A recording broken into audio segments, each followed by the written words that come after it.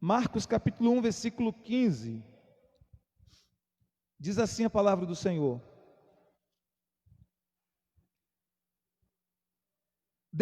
Vamos ler o verso 14, né? 14 e 15. Depois de João ter sido preso, foi Jesus para a Galileia, pregando o evangelho de Deus, dizendo: o tempo está cumprido e o reino de Deus está próximo, arrependei-vos e crede no evangelho. Amém? O tempo está cumprido e o reino de Deus está próximo, arrependei-vos e crede no evangelho. Amém? Pai querido, essa é a tua soberana e poderosa palavra que nós acabamos de ler.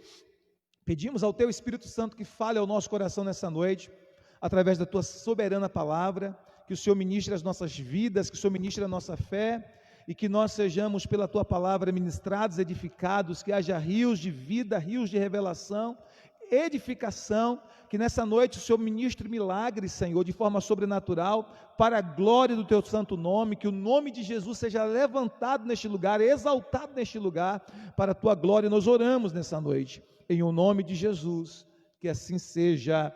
Amém. Glória a Deus.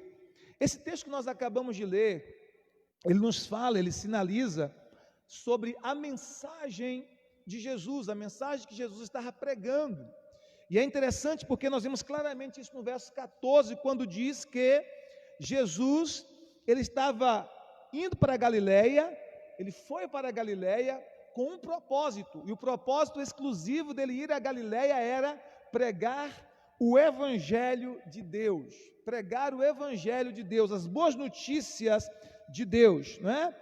E ele estava exatamente pregando esse evangelho, e esse texto que nós lemos fala exatamente disso, dessa mensagem, obrigado meu amor, dessa mensagem de Jesus,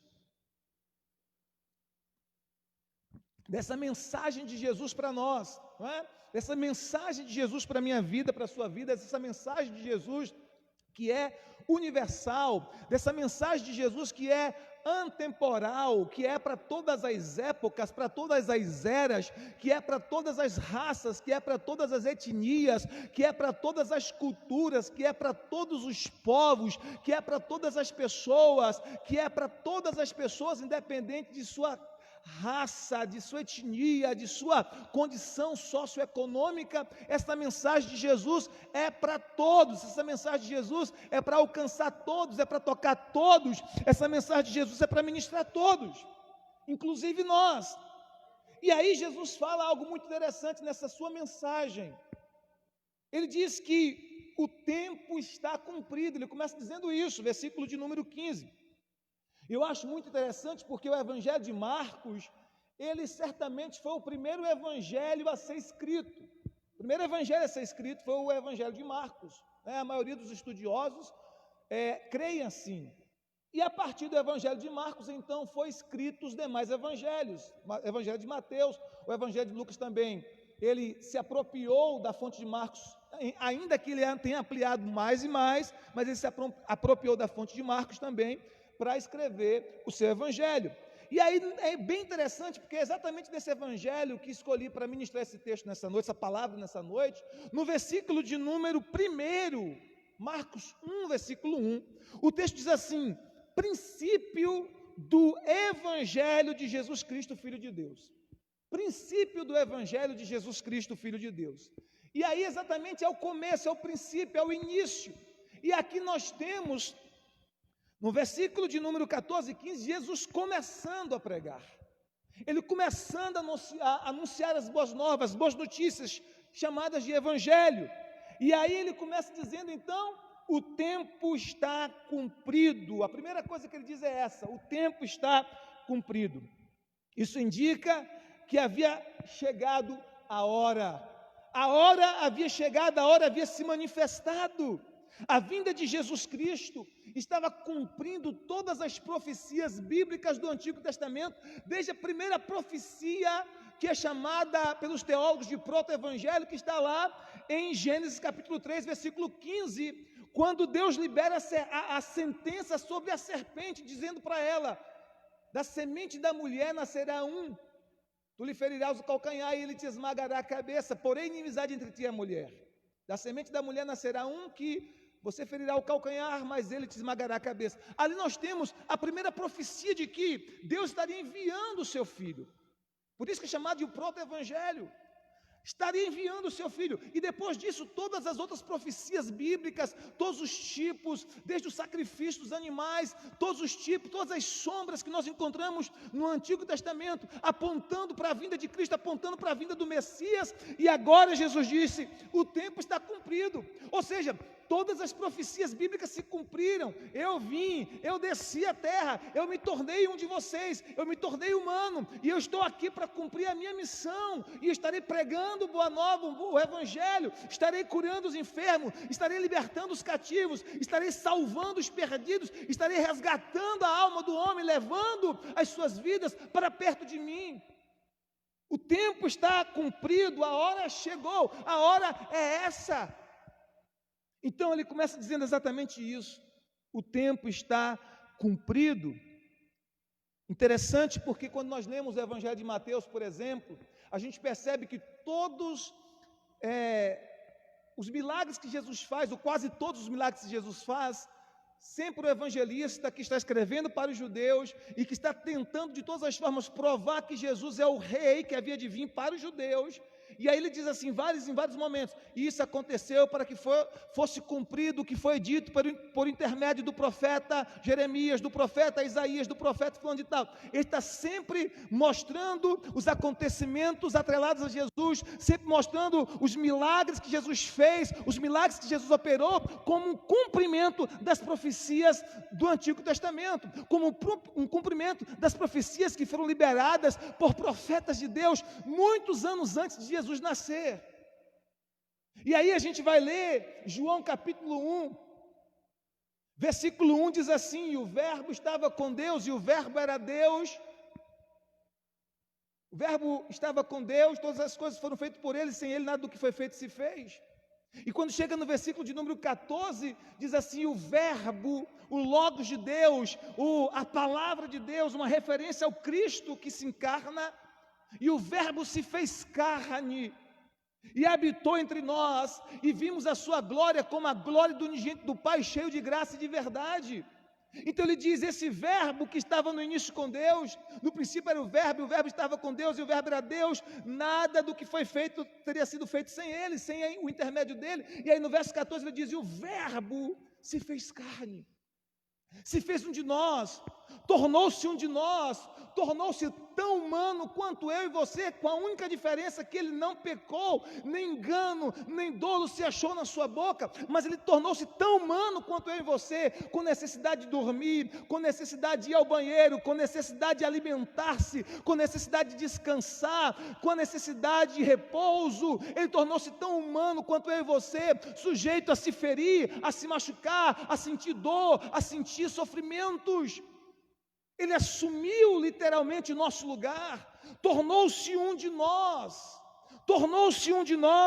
e aí a Bíblia diz em Gálatas capítulo 4, versículo 4, que isso aconteceu quando se cumpriu a plenitude dos tempos. Olha só o que diz a Bíblia em Gálatas, capítulo de número 4, Gálatas capítulo 4, verso 4, aleluia, logo depois do livro de Coríntios, 2 Coríntios, Gálatas 4,4 diz assim, vindo, porém, a plenitude dos tempos, Deus enviou seu Filho, nascido de mulher, nascido sob a lei, para resgatar os que estavam sob a lei, a fim de que recebêssemos a adoção de filhos.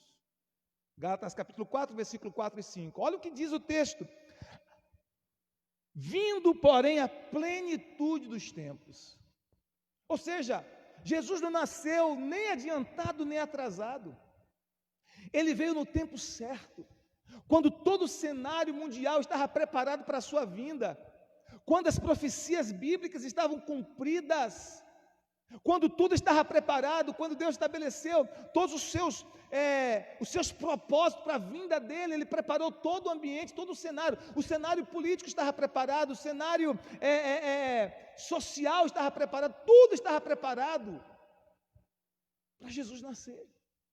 E aí o texto diz: ao se cumprir a plenitude dos tempos, Deus enviou o seu Filho, nascido de mulher, nascido sob a lei, para resgatar aqueles que estavam sob a lei, para que recebêssemos a adoção de filhos. Então, quando Jesus chega, ele começa dizendo assim, olha, a primeira frase que ele diz em Marcos 1,15, ele diz, o tempo está cumprido. O que ele está dizendo com essa simples palavra, com essa simples expressão?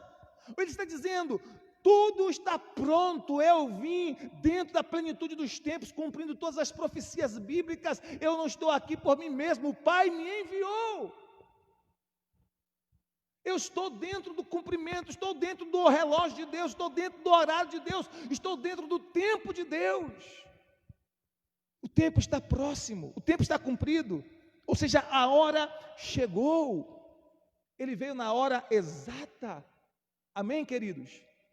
Na hora que a humanidade estava realmente mergulhada em caos e sofrimento, na hora que a humanidade estava na mais profunda e densas trevas, Cristo veio.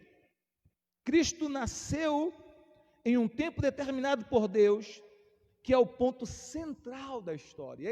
É tão interessante que a história se divide em antes e depois da vinda de Jesus. Nós calculamos o tempo, o mundo inteiro calcula o tempo, mesmo os orientais que têm outras datas, que têm outras referências cronológicas, mesmo os orientais, eles também usam o calendário ocidental, que marca o tempo histórico como antes e depois de Cristo. Ele nasceu no tempo exato, tanto é que dividiu a história em antes e depois dele. E aí ele continua dizendo, o reino de Deus está próximo, o reino de Deus está perto, o reino de Deus chegou. Jesus está dizendo que com a chegada dele, ele estava dando início, inaugurando o reino de Deus entre os homens. Ele estava inaugurando o reino de Deus entre nós. E o reino de Deus, tanto no seu aspecto presente, como também no seu aspecto futuro.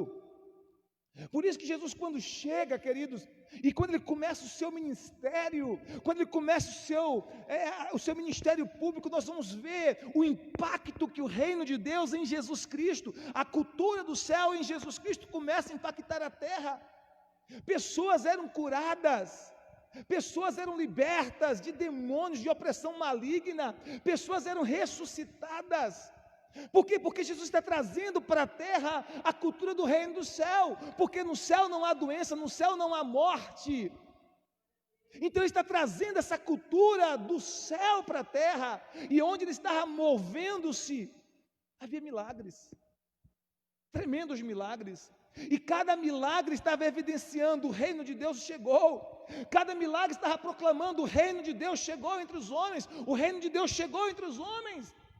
E ele está dizendo, o reino de Deus está próximo. Chegou, está se manifestando. Eu estou dando início, eu estou inaugurando este reino. Então, mesmo no aspecto físico, o reino havia chegado trazendo libertação, trazendo salvação. Ele entra na casa de Zaqueu, Lucas capítulo de número 19, e ele traz salvação àquela casa, ele traz salvação para a mulher samaritana, libertação de toda a vida passada dela, de orgias, de uma vida imoral, de uma vida mal falada. Ele liberta aquela mulher, liberta Maria Madalena de toda a sua vida de prostituição, de fornicação, de imoralidade sexual. E ele vai quebrando cadeias, evidenciando o reino de Deus. Cada milagre que Jesus fazia era a evidência de que o reino de Deus está se manifestando através dele. Cada milagre que Jesus operava era a evidência de que o reino de Deus estava se manifestando através dele. Ele diz, o reino de Deus chegou. Aleluia! Em João 8,32 ele diz, conhecereis a verdade e a verdade vos libertará. Havia salvação e há salvação no reino, libertação no reino de Deus, cura no reino de Deus, transformação genuína de caráter por meio do governo de Cristo sobre a nossa vida no reino de Deus. Então os discípulos que tiveram as suas vidas impactadas por Jesus, experimentaram a profundidade do reino de Deus, se tornaram, pelo novo nascimento, cidadãos do reino de Deus, tiveram as suas vidas marcadas, mudadas pela presença e pela glória de Deus. Nenhum discípulo de Jesus que foi impactado pela presença de Jesus permaneceu mesmo depois desse impacto. Nenhum. Alguns, infelizmente, foram tão impactados e não quiseram a mudança, que acabaram debandeando por um lado errado, como o caso de Judas, mas a grande maioria deles foram de alguma forma impactados, transformados, mudados positivamente pela vida de Jesus, pelo ministério de Jesus. Isso é para mim e para você, queridos. Quando nós experimentamos o reino de Deus e a cultura do reino de Deus em nossas vidas, a nossa vida começa a passar por uma transformação, como nós cantamos nessa canção, de dentro para fora. Uma transformação que começa em nosso interior, mas que se manifesta no nosso exterior, porque algumas pessoas dizem assim: bom, mas Deus não quer o exterior, Deus só quer o coração. Claro, Deus quer tudo, queridos. A mudança que Ele faz em nosso coração, ela vai repercutir fora. A mudança que Ele faz dentro vai impactar fora. A mudança que Ele faz dentro será evidenciada fora. E as pessoas verão um testemunho poderoso em nossa vida. Por quê? Porque a mudança que Jesus começou a fazer dentro de nós vai se evidenciar fora. Então, aqueles discípulos experimentaram a transformação. Olha, Pedro, de um homem inconstante, de um homem com muitos temores, com muitos medos, chega a negar Jesus por medo da morte, mas depois de ter uma experiência sobrenatural com Jesus, de receber o perdão de Jesus olhar nos olhos dele, aquele olhar comunicar graça, comunicar amor, comunicar perdão, e depois, para completar essa experiência tão tremenda, ter sido cheio do Espírito Santo lá no dia de Pentecostes, Atos 2, esse Pedro tímido, esse Pedro que tinha medos, esse Pedro que tinha seus temores, ele agora se levanta e prega uma palavra sobrenatural, e 3.000 e poucas pessoas se convertem a Cristo.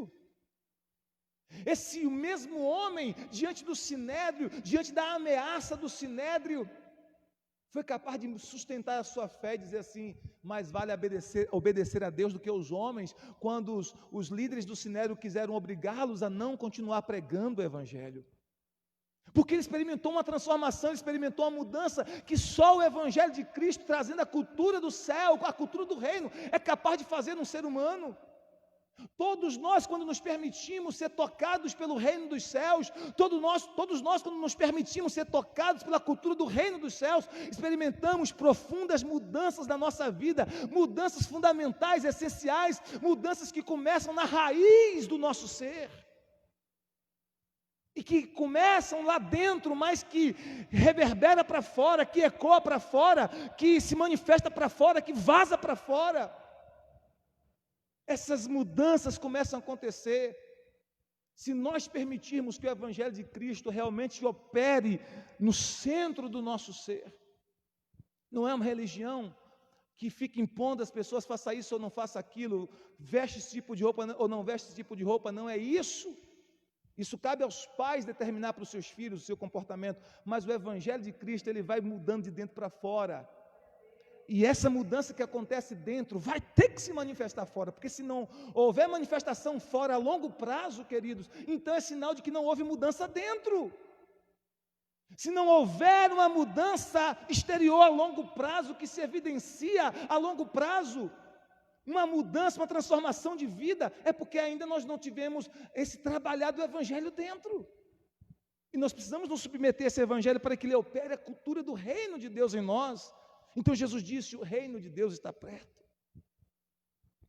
Quando ele disse para os fariseus, diz: olha, não fique dizendo o reino está aqui ou acolá, o reino de Deus estará entre vós.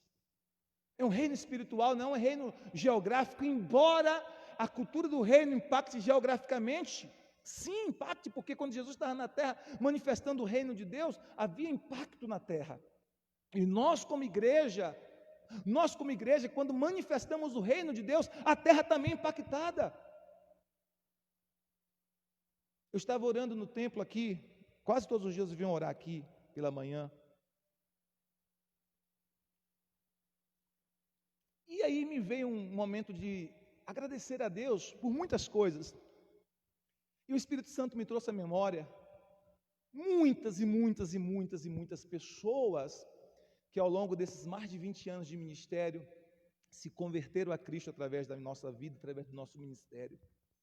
E eu comecei a chorar diante de Deus, dizer: Senhor, obrigado por ter me usado e nos usado como igreja e me usado como pessoa ao longo desses anos de ministério, para que vidas e vidas fossem salvas, casamentos restaurados, famílias transformadas, jovens libertos das drogas, jovens libertos da prostituição e de tantas outras coisas mais, casais que estavam desfacelados, em adultério, que foram restaurados. E eu comecei a agradecer a Deus, porque Ele nos usou para gerar um impacto positivo na vida de muitas pessoas.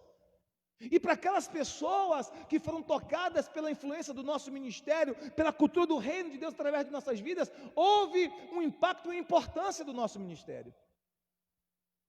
Amém, queridos?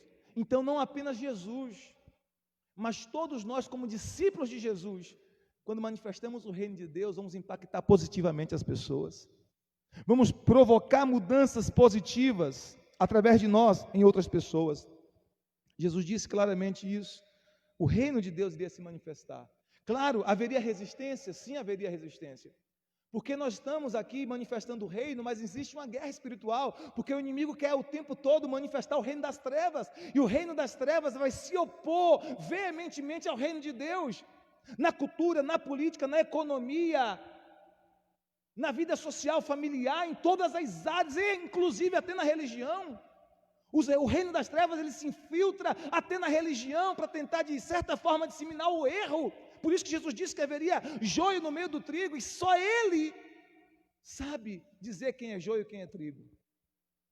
Embora que alguns, como Ele mesmo diz, é possível ver pelos frutos. Mas, de modo geral, é Ele que vai arrancar esses joios. Ok? Então até na religião, o inimigo tenta fazer resistência, trazendo os filhos do mundo, os filhos das trevas, como ele diz, para tentar perseguir os filhos da luz. Mas isso vai se manifestar em todos os cantos, na família, na economia, na política, na cultura. Haverá sempre um confronto, queridos, entre o reino de Deus e o reino das trevas. Não queira você se aculturar com a cultura do mundo. Você é de outra cultura, meu irmão. Você é de outro reino, você é do reino de Deus. Sabe qual é a nossa maior guerra? É quando nós queremos, a nossa maior fraqueza é quando nós queremos imitar a cultura do mundo. Se Deus nos tirou de lá, se Deus nos tirou de lá, se fôssemos para nós continuarmos com a cultura das trevas, Deus teria nos deixado lá, queridos. Ele nos tirou de lá. Ele nos tirou de lá, Ele nos arrancou de lá. A Bíblia diz que o Senhor nos arrancou, nos transportou do reino das trevas para o reino da sua maravilhosa luz. Ele nos arrancou do reino das trevas para o reino da sua maravilhosa luz. Então vai haver oposição, sim. Nós estamos manifestando o reino aqui, mas vai haver oposição. O reino das trevas vai se opor. Satanás, o príncipe deste mundo, vai se opor de todas as formas. Vai usar os seus agentes de todas as formas para perseguir, para tentar impedir que a cultura do reino dos céus se manifeste em nossa vida, em nossa casa, em nossa cidade, nas mais esferas da vida. Vai haver perseguição, vai haver resistência, mas o reino de Deus está avançando, o reino de Deus está progredindo, o reino de Deus está impactando através de mim e de você. O reino de Deus está avançando, impactando. Quando você ora por alguém, quando você intercede por alguém, o reino de Deus está avançando. Quando você libera uma palavra de Deus para alguém, o reino de Deus está avançando. Quando você dá um testemunho cristão irrepreensível no seu trabalho, na sua faculdade, aonde você estiver, o reino de Deus está avançando, ele vai avançando, ele vai avançando. Há perseguição, há resistência, mas o reino dos céus está avançando. Como Jesus disse, as portas do inferno não podem prevalecer contra a minha igreja. E como igreja nós somos a manifestação visível do reino de Deus. Aleluia! E o reino de Deus no aspecto futuro, queridos, nós desfrutaremos de todas as realidades do reino de Deus, gloriosas realidades, nas mais distintas dimensões de nossa vida, tendo o governo permanente de Cristo sobre nós, sem a resistência que nós temos agora. onde de fato Cristo reinará, porque no final dessa era, o reino das trevas será totalmente subjugado pelo reino de Cristo, pelo reino da luz. Então não haverá mais resistência. Nós poderemos reinar com Cristo, como diz a palavra, sem resistência. Todos os reinos do mundo serão do nosso Cristo, diz a palavra. Então essa manifestação é futuro do reino, mas Jesus disse: o reino está próximo. O tempo está cumprido, a hora chegou, não é amanhã, não é depois de amanhã, é agora. E o reino de Deus está próximo. Aí ele diz, dentro dessas duas realidades que nós temos, o tempo se cumpriu, é a hora exata, o reino de Deus chegou. Ele diz: arrependam-se e creiam no Evangelho. Arrependam-se e creiam no Evangelho. Por quê? Porque esses são os passos, os dois passos para que nós possamos entrar no reino. Os dois passos para que nós possamos entrar no reino de Deus é: arrependam-se e creiam no Evangelho. Arrependam-se e creiam no Evangelho. E sabe o que a Bíblia diz?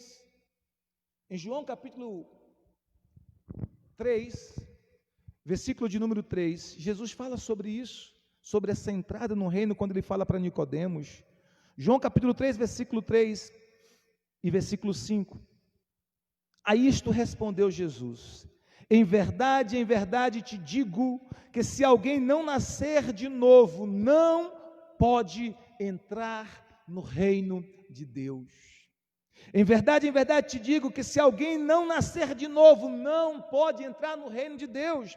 Versículo de número 5, ele diz: em verdade vos digo, em verdade te digo, quem não nascer da água e do Espírito, não pode entrar no reino de Deus.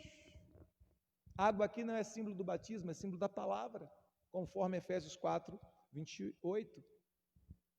Quem não nascer da água e do Espírito não pode entrar no reino. Então Jesus mostra que é preciso um novo nascimento, um nascimento espiritual, e Nicodemos fica tão atordoado quando Jesus fala sobre isso. Ele não entende, embora fosse um doutor da lei, um líder religioso muito estudioso da Torá, do Pentateuco, dos 5 primeiros livros da Bíblia, de Gênesis a Deuteronômio. Ele fica atordoado com essa palavra de Jesus. Jesus disse para ele: se você não nascer de novo, não pode entrar no reino de Deus. Se não nascer da água e do Espírito, não pode entrar no reino de Deus. Ele, diante dessa palavra, diz: como é que um homem pode nascer de novo, sendo já velho? Vai ter que entrar no ventre da sua mãe e nascer. Jesus disse: Nicodemos, o que é nascido da carne é carne, o que é nascido do Espírito é Espírito. Não te admires de te ter dito, te é necessário nascer de novo. O vento sopra onde quer e ouves a sua voz e não sabes de onde vem nem para onde vai. Assim é todo aquele que é nascido do Espírito. É um nascimento espiritual. Não é um nascimento físico, não é um ato religioso, não é uma liturgia religiosa. Não é o batismo apenas, o batismo é apenas a evidência externa de algo que aconteceu no interno, no interior. Não é um ato religioso, não é um rito religioso, não é uma cerimônia religiosa. É um nascimento espiritual, que acontece quando nós nos arrependemos e cremos no Evangelho. Quando nós nos arrependemos e cremos no Evangelho, nós experimentamos esse novo nascimento, esse nascimento de Deus, esse nascimento espiritual, e por esse nascimento espiritual, nós estamos habilitados a entrar no reino de Deus, nós estamos habilitados a ver o reino de Deus, porque nós nos tornamos também espirituais, e o reino de Deus é espiritual. Por isso o homem natural não pode herdar o reino de Deus. Paulo diz: carne e sangue não herdam o reino de Deus. Vocês me entendem, queridos? Não importa quão religiosa seja a carne e o sangue, não entra no reino de Deus. Não importa quão rica seja a carne e o sangue, não entra no reino de Deus. Não importa quão inteligente e quão estudiosa seja a carne e sangue, não entra no reino de Deus. Não importa se a carne e o sangue tem na sua parede vários diplomas de doutor, de pós-docto, de PhD ou de qualquer outros títulos acadêmicos, se não nascer de novo, não pode entrar no reino de Deus. E para entrar no reino de Deus, que é um reino espiritual, é preciso passar por um nascimento espiritual, e isso acontece quando nos arrependemos e cremos no Evangelho. nos arrependemos e cremos no Evangelho. Jesus disse: o tempo está cumprido, o reino de Deus está próximo, arrependam-se e creiam no Evangelho. Arrependam-se e creiam no Evangelho. E o que é esse arrependimento? A palavra grega é metanoia, significa uma mudança de mentalidade, é mudar a minha forma de pensar, que eu pensava em conformidade com a cultura do mundo, de conformidade com a cultura das trevas, mas ao me arrepender, eu começo a pensar como Cristo pensa, eu começo a pensar como Jesus pensa, e a Bíblia nos fala que nós temos a mente de Cristo. E a Bíblia nos fala em Colossenses capítulo 3, versículo de número 1 e 2, olha o que diz, Colossenses 3, verso 1 e 2, aleluia, glória a Deus, olha só, portanto, se já fostes ressuscitados juntamente com Cristo, buscai as coisas lá do alto, onde Cristo vive, assentado à direita do Pai. Verso 2, pensai nas coisas lá do alto, e não nas que são da terra. Arrependimento é isso, queridos, é pensar nas coisas do alto e não nas que são da terra. Não significa que a gente não vive essa vida da terra com planejamento, com trabalho, com disciplina, não é nada disso. Significa que o que nos absorve, que o que nos consome, que o que nos motiva, que a orientação, que somos guiados pela cultura do céu. Pensamos, ou pelo menos devemos pensar, como um filho de Deus, como uma filha de Deus, como um discípulo de Cristo, como uma discípula de Cristo. Aleluia! Portanto, se fostes ressuscitados juntamente com Cristo, todos nós experimentamos essa ressurreição espiritual, porque Efésios 2 diz que nós estávamos mortos em nossos delitos e pecados. Eu e você estávamos mortos, essa que é a verdade. Éramos cadáveres ambulantes, éramos defuntos ambulantes. Estávamos mortos em nossos pecados, estávamos mortos em nossos delitos, mas Ele nos ressuscitou. Por isso Paulo diz assim, se vocês, é como se ele dissesse, se de fato vocês ressuscitaram com Cristo, vocês agora são de Cristo, ressuscitaram com Cristo, receberam a vida de Cristo, busque as coisas lá do alto, onde Cristo vive, assentado à direita de Deus. Busque as coisas lá do alto. O que ele está nos ensinando aqui, queridos? O arrependimento nos faz mudar a nossa forma de pensar. E, consequentemente, se muda a nossa forma de pensar, muda a nossa cosmovisão, muda a forma que nós enxergamos a vida, muda os nossos paradigmas e os nossos padrões conceituais do mundo. E muda o nosso comportamento, porque o nosso comportamento é orientado por aquilo que nós pensamos. Muda as nossas crenças internas. Arrependimento. Passamos a pensar como Cristo. Arrependimento, ok? E ele diz, arrependei-vos e crede no Evangelho. Filipenses capítulo 4, verso 8, há uma expressão muito interessante sobre essa questão dos nossos pensamentos em Cristo.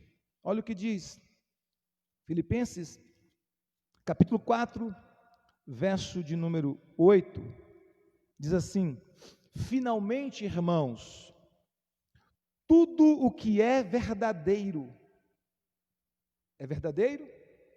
Ele continua, tudo o que é respeitável, é respeitável? Tudo o que é justo, tudo o que é puro, é puro? Tudo o que é amável, tudo o que é de boa fama,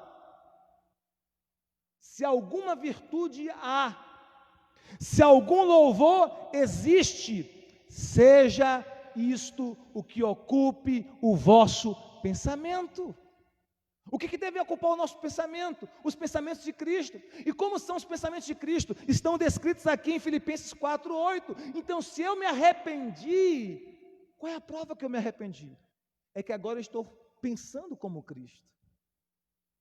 E quais são os pensamentos de Cristo? Os pensamentos de Cristo são, de acordo com Filipenses 4:8, verdadeiros, são respeitáveis, são justos, puro, amável, de boa fama, e há virtude e louvor.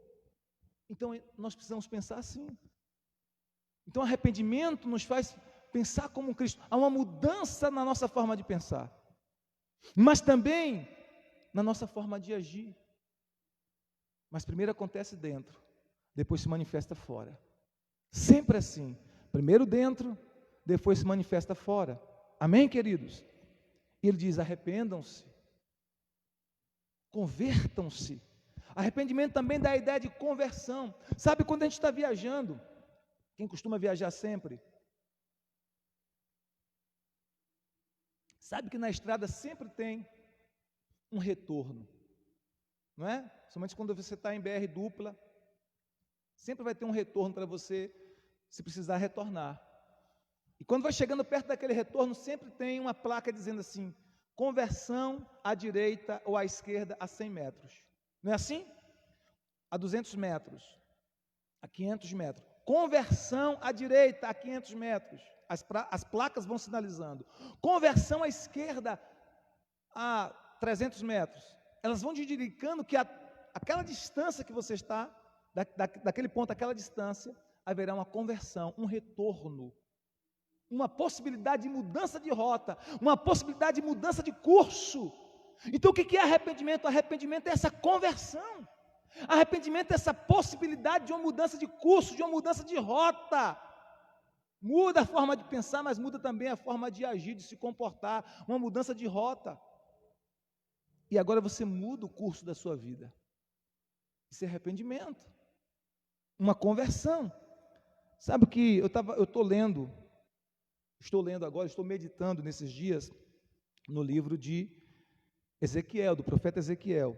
Tem sido o meu livro de meditação nesse mês de agosto. E há um texto bem interessante, muito interessante, em Ezequiel 33:11. Olha o que diz o texto sagrado. Diz assim,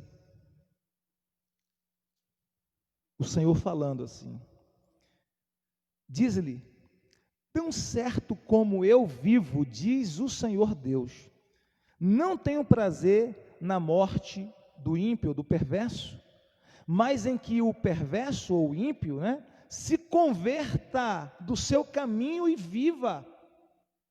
Aí Deus diz: convertei-vos dos vossos maus caminhos, pois por que haveis de morrer, ó casa de Israel? Deus apelando, Deus falando, Deus dizendo: eu não tenho prazer na morte do ímpio, eu não tenho prazer na morte do perverso, o meu prazer é que o ímpio, que o perverso se converta. E ele diz, e ele exclama, e ele apela, esse é o amor de Deus apelando, ele diz assim: convertei-vos dos vossos maus caminhos, pois por que haveis de morrer, ó casa de Israel? Falando para o povo de Israel, mas é uma palavra que se aplica também a nós. Por que haveremos de morrer? E essa morte não é somente morte física, é uma morte espiritual, como a igreja de Sardes, eis que tem nome que vives, mas está morta. Quem se lembra? Igreja de Sardes, uma das 7 igrejas da Ásia Menor. Deus está dizendo: convertei-vos, não precisam morrer, não precisam viver essa morte, convertei-vos para que vocês vivam. Conversão, arrependimento estão ligados. Esse retorno ao propósito, esse retorno ao propósito de Deus, esse retorno àquilo que Deus tem sonhado para nós, aquilo que Deus tem planejado para nós, aquilo que Deus planejou para a nossa vida. E ele diz: creiam no Evangelho. E o que é o Evangelho? O Evangelho são as boas notícias de que Deus em Cristo Jesus já proveu para nós toda a salvação, toda a graça, todo o amor, toda a compaixão, já proveu para nós a reconciliação com Ele por Cristo Jesus ali na cruz. O Evangelho é a boa notícia de que Deus já fez coisas extraordinariamente gloriosas em Cristo Jesus ali na cruz. Deus nos perdoa, queridos, não apenas, escute o que eu vou te falar, Deus nos perdoa não apenas porque Ele é bom, Deus nos perdoa porque ali na cruz, a justiça dEle foi satisfeita em Jesus Cristo. Como preguei aqui alguns domingos atrás, a cruz de Jesus Cristo revela tanto o amor de Deus como a justiça de Deus, tanto o amor de Deus pelo pecador como a severidade de Deus contra o pecado. Deus não faz vistas grossas ao pecado. Deus julgou o pecado em Jesus Cristo lá na cruz. A cruz, irmãos, é a revelação da ira de Deus contra o pecado. É a consumação da ira de Deus contra o pecado, mas ao mesmo tempo é a revelação do amor de Deus sobre mim e você. E nós não podemos tentar olhar para isso com olhos naturais e carnais, sem dar importância devida ao sacrifício do nosso Senhor Jesus Cristo. Mas nós precisamos crer nesse Evangelho. Jesus disse: arrependei-vos e crede. Arrependei-vos e crede no Evangelho. Creiam. Creio que Deus em Cristo Jesus nos amou tanto que deu seu Filho por nós na cruz, como Ele diz na sua palavra, João 3,16, porque Deus amou o mundo de tal maneira que deu seu Filho unigênito para que todo aquele que nele crê não pereça, mas tenha vida eterna. Creia que a Bíblia diz lá em Efésios, em Coríntios, 2 Coríntios 5, 21, aquele que não conheceu o pecado, Deus o fez pecado por nós, para que nele fôssemos feitos justiça de Deus. Creia nisso. Creia que em Jesus Cristo você recebe provisão de vida eterna. Em Jesus Cristo, quando você crê em Jesus, quando você crê no Evangelho, você recebe o perdão dos seus pecados, você recebe um novo nome escrito no livro da vida. Quando você crê em Jesus Cristo, você é reconectado com Deus, você é reconciliado com o Pai, você se torna amigo de Deus, e muito mais do que amigo, você se torna filho de Deus.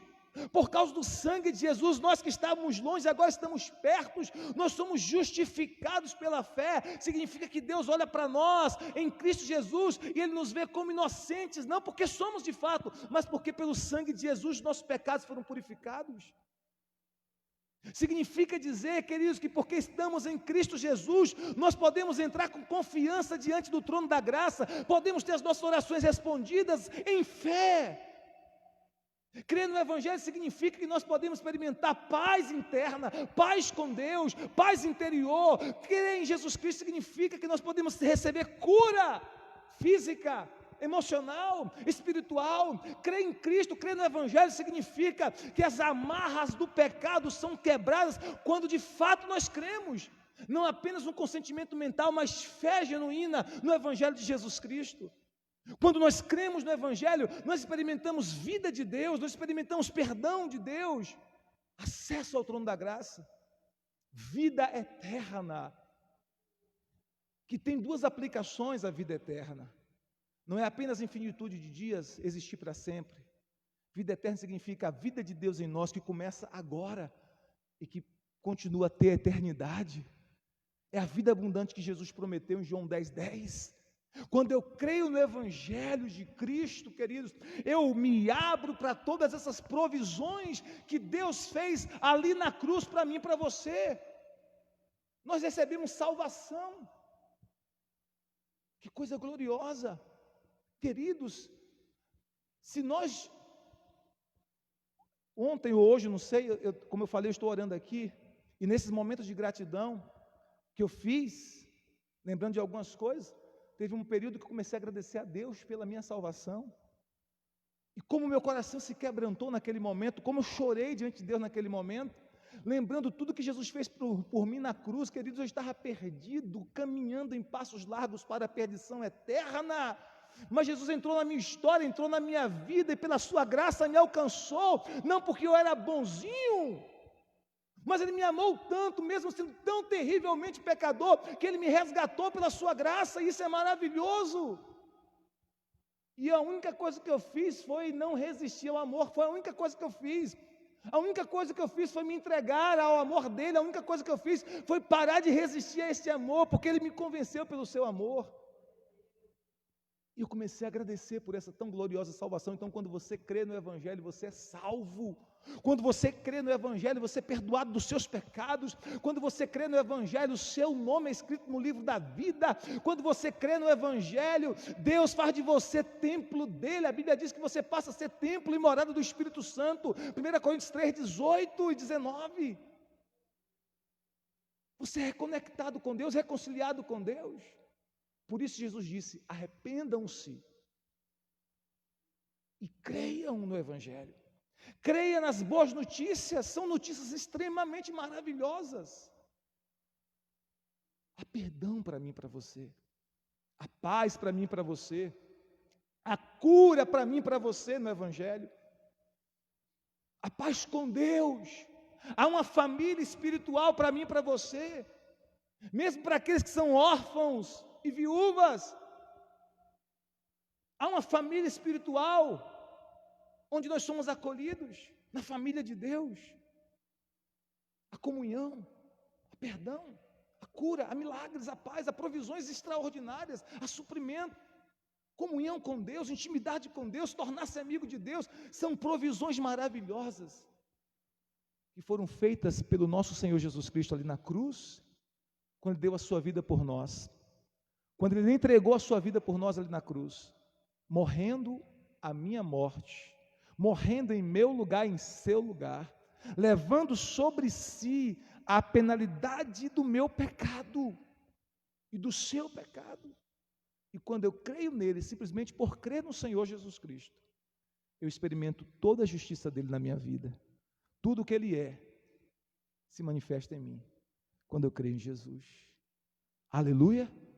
Por isso Jesus diz: creia no Evangelho. Creia, continue. Pastor, já creio, continue crendo. Leia os Evangelhos e creia neles. O que está escrito é para a bênção de Deus sobre a sua vida, é para a glória de Jesus Cristo. Continue crendo no Evangelho. E você vai experimentar tudo que Jesus já proveu para você. É a sua realidade de filho, de filha. Aleluia. Glória a Deus.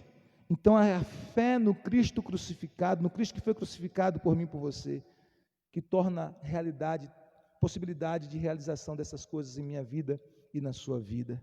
Aleluia. Essa é uma mensagem poderosa, profundamente poderosa, com implicações eternas. Deus proveu através do sacrifício do seu Filho tudo o que nós precisamos para viver uma vida plena, abençoada e eterna com Cristo. O que nos cabe a fazer é arrependermos e crer no Evangelho. Amém? Nos arrepender e crer no Evangelho.